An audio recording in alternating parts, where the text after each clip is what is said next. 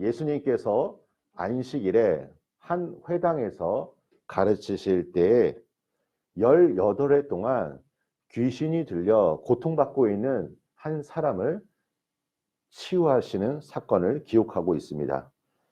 하나님을 예배하는 안식일에 이 회당에서 하나님의 놀라운 권세가 나타났으면 그곳에 있던 많은 사람들은 하나님께 영광을 돌려야 할 텐데, 참 이상하게도 회당장은 오히려 기뻐하기는커녕 분을 내고 있습니다. 그 이유가 무엇일까요? 안식일에는 노동을 하지 말아야 하는데 예수님께서 하나님의 율법을 어겼다고 생각했기 때문입니다. 여러분, 죄로 인하여 나타난 인류의 결과가 무엇입니까? 노동을 해야, 수고를 해야 우리가 무언가 얻을 수 있고 또 사망의 무거운 짐이 짊어졌다는 것입니다. 하나님께서 안식일을 주신 분명한 이유가 있습니다. 죄로 인하여 고통에서 벗어나 구원의 은혜를 맛보라는 의미입니다. 그래서 예수님은 이 안식일에 육신의 연약함을 가지고 있는 사람을 치유하심으로 말미암아 안식일의 진정한 의미, 이 구원의 메시지를 우리에게 선포하고 계신 것입니다. 그런데 유대인들은 안식일을 힘써서 잘 지키고 있었지만 그 안식일이 하나님이 원하는 의미대로 지키는 것이 아니라 사람들을 정죄하는 도구로 이해하였고 또 예수님의 구원의 사역까지 정죄하는 우를 범했습니다. 오늘 본문에서도 예수님의 이 놀라운 사역을 막아섰던 사람이 바로 회당장이었습니다. 그는 권력자였고 그는 회당을 통제하는 원칙으로 예수님이 행하신 사역을 비판하였습니다. 이것에 대해 예수님은 사람과 가축을 비유로 예를 드십니다. 회당장 같은 사람들이 가축에 대해서는 자비로우며 영혼에 대해서는 엄격한 잣대로 판단하고 있습니다. 여러분, 예수님이 이 예를 든 이유가 무엇일까요?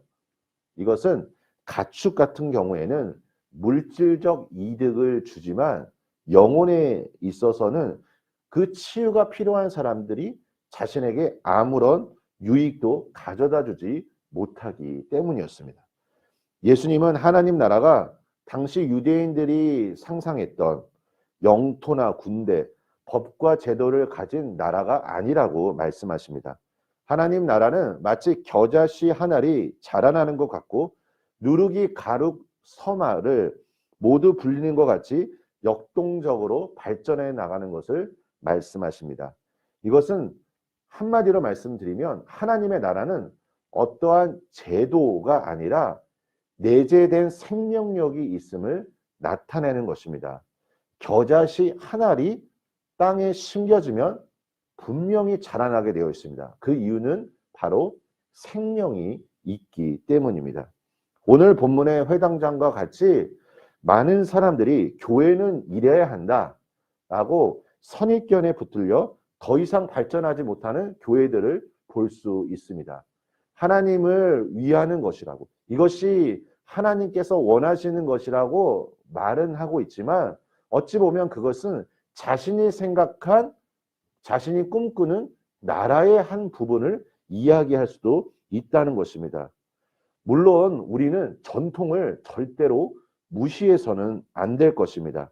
하지만 이 내려온 전통이 정말 하나님께서 원하시는 것인지, 하나님의 뜻이 무엇인지를 우리는 뜰 끊임없이 묻고 살펴봐야 하는 것입니다.